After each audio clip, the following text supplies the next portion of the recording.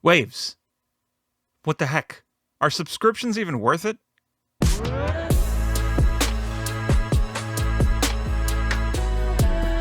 If you've been on any production-related forums or groups lately, you've probably heard rumblings of anger and dismay about Wave's dumpster fire subscription launch. Basically, Wave sent out an email saying that they're no longer offering perpetual licenses and everything is subscription only from now on. Oh, and by the way, if you've recently purchased a 2-year update plan, suck it.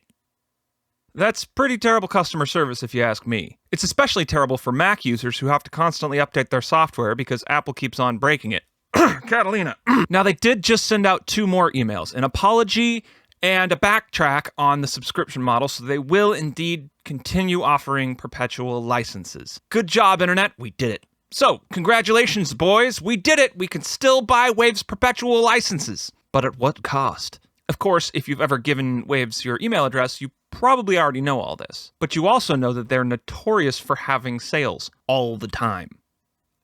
Every holiday, every lunar event, every time the Queen dies, you can buy a $500 plugin for only $29.99 and get your second one for only 18 cents.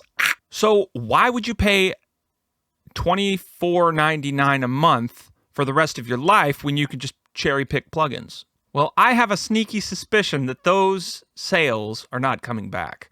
And if they are, they're not going to be as frequent as they used to be. Of course, only time will tell. Maybe they will have these crazy sales all the time. Something in me says they're not going to. They really seem like they want to push their subscription model, and this is the way to do it. In fact, they want to push it so much, they were like, you can't buy them, period. And it makes sense that if all of their plugins are full price all the time, it's going to be way more enticing to get that subscription. Or will it? Personally, I hate subscriptions. Just kidding. You should definitely subscribe to my channel right now. I love subscription. But seriously, I do try and avoid software subscriptions as much as possible because I have projects that need to be opened years down the line sometimes. Sometimes an artist lands a sync deal and they need a new arrangement.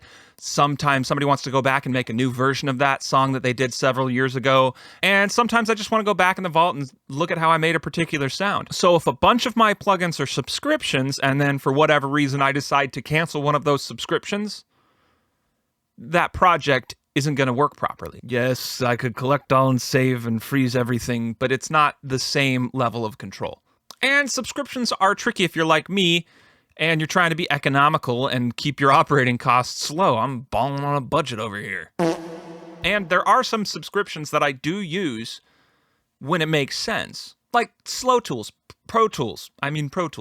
At this point, if you're a Pro Tools user, it makes a lot of sense to subscribe. You can still buy a perpetual license, kind of, but if you want to keep everything up to date, it's usually just best to have that particular subscription. But we're not talking about DAWs, we're talking about plugins. A great example is East West Composer Cloud. I do subscribe to East West Composer Cloud because it's pretty awesome and it makes a lot of sense. It is $200 a year forever, but you do get $12,000 worth of instruments and effects. It is a really massive, massive library with like 40,000 sounds in it. You want a Doombuk?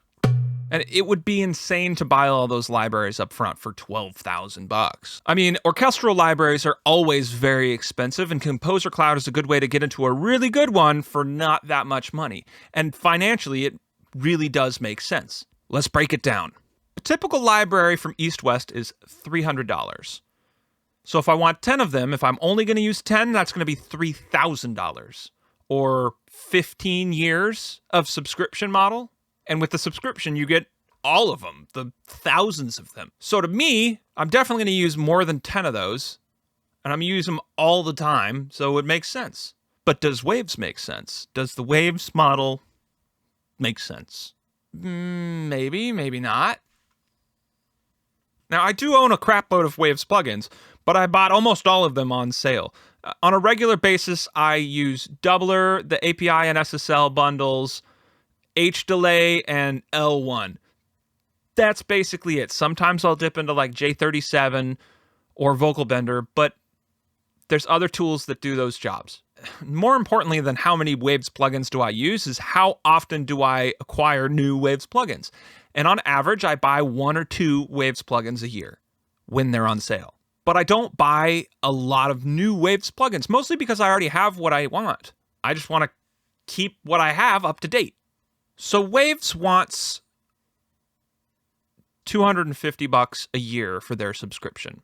That's in the same territory as East West. The way I look at Waves plugins is they're $30 plugins, so you should be able to buy 8 or 9 of them a year at the same price as the subscription model, if they were on sale. So with the average price of a Waves plugin being like $30 when it's on sale, if you buy 8 or 9 Waves plugins every year, then yeah, the subscription might make sense. The problem is most of us don't do that. I personally might spend $30 to $60 with Waves a year on plugins. Is Waves releasing 8 or 9 new plugins every year that are worth the price of admission?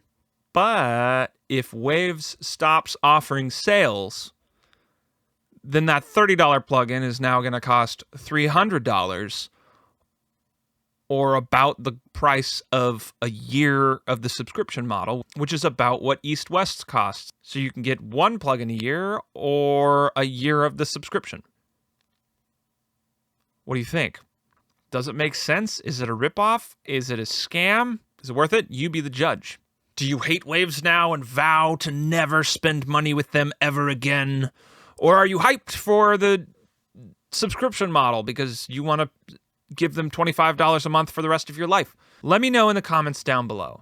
Also, let me know what other kind of videos you guys want to see, and ask questions. Maybe I'll make a whole video on it.